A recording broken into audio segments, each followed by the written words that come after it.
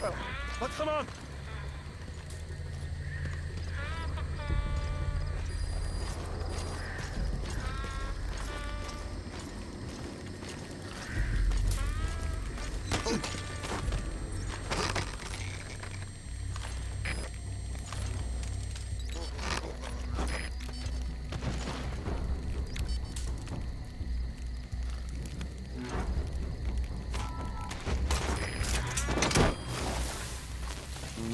Kijk, zal je me rond, Jake?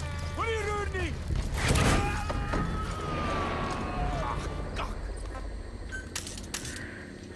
He's coming too. Roger that.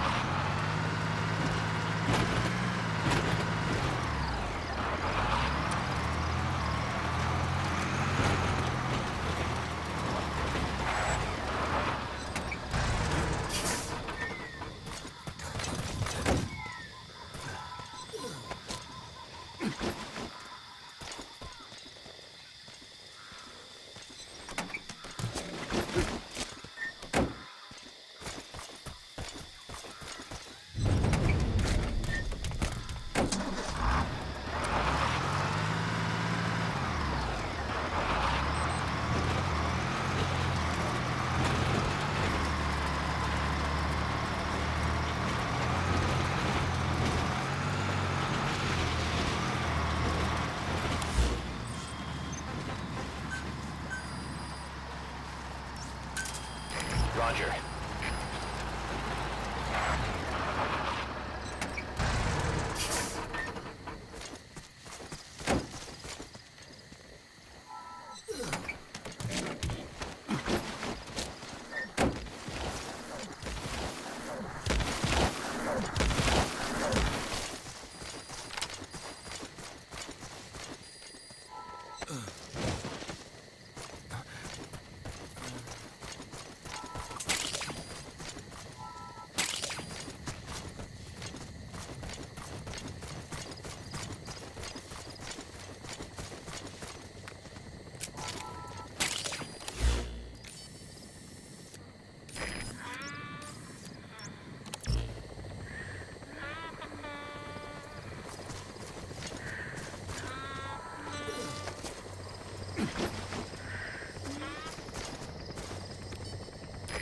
This is B-Quad.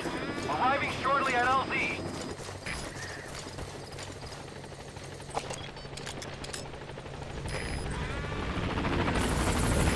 This is B-Quad. On station at LZ.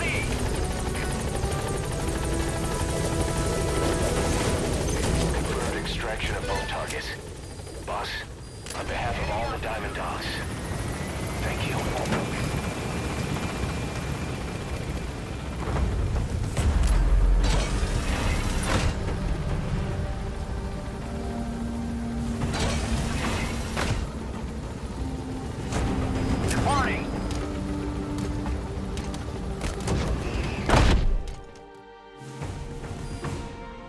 Nice work. Keep it up.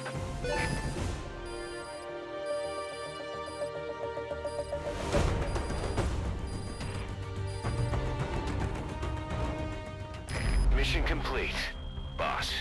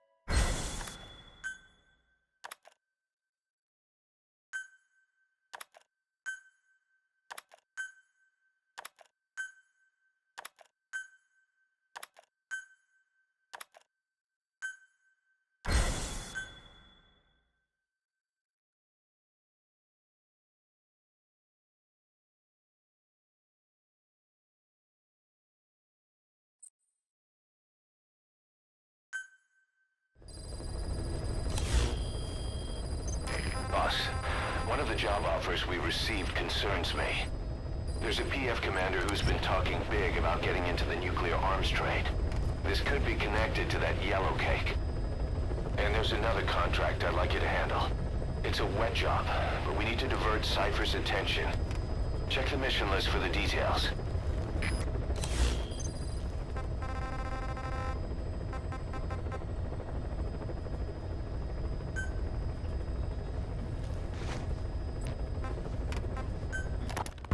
Boss, sorry to keep you waiting. We finally finished analyzing that yellow cake Cypher was moving. There was nothing unusual about the composition of the yellow cake itself. Most of it was oxidized uranium, with the rest being impurities, various metals as well as traces of organic matter. What's interesting is the composition of these impurities. When we checked them against the impurities found in the copper ore, it was clear the yellow cake didn't come from Shinkolobwe, meaning they went to the trouble of mining two sources of uranium, then transported them together in different states. Another thing, we detected a very thin layer of highly enriched uranium in the middle of the yellow cake. Now that is very interesting. It may not be a lot, but it points to the existence of uranium-enriching technology. After all, yellow cake can't naturally produce highly enriched uranium. If they could mass produce this, they'd be just one step away from a gun barrel-type nuclear bomb. But uranium enrichment requires advanced technology and a large-scale facility. If that kind of place existed in Zaire, the Soviet Union wouldn't sit idly by. And there's another question. Where were they transporting the yellow cake and malachite uranium? The first place that comes to mind is South Africa. The government was supposed to have abandoned nuclear weapons development after caving to international pressure. But rumors persist that it's continued in secret. Plus, CRS were escorting the truck, and they're based out of South Africa. And then South Africa does have an abandoned test site. If Cypher's involved with nuclear development in South Africa. But how would that fit with their weapon to surpass Metal Gear? We need more information. Shinkolobwe. There's a name I haven't heard in a while. The U.S. bought a lot of uranium from Shinkolobwe mine during World War II for the Manhattan Project. They even sent a squad from the Army Corps of Engineers to reopen the mine after it was flooded. That's how good its uranium must have been.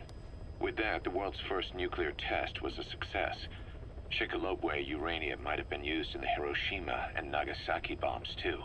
Just hearing its name is like seeing all the phantoms of the war rise up to haunt us. But all the uranium's dried up, and the mine's been closed for years. So someone reopened it. Right. Zero-risk security seized control of the area and were forcing locals to work in it. And the Zairean government was getting a slice of what they took in exchange for looking the other way. Mobutu has to finance his tastes somehow. He'll gladly sell the rights to some old mine. The question is, why would zero-risk security do this kind of thing? Or rather, why were their employers, Cypher, interested in an abandoned mine? Maybe getting trace amounts of uranium, yet to the naked eye it appears to be ordinary malachite. Meaning security would be lax. Not a very efficient way of obtaining it, but easier to move. But how would they enrich it at its destination? Did the yellow cake really have a layer of highly enriched uranium in it? Having trouble believing it? No. If they say it's real, then it's real. In which case, they might have some enrichment method that we don't know about. And this was to test it out? It's possible. And that would mean it's almost complete.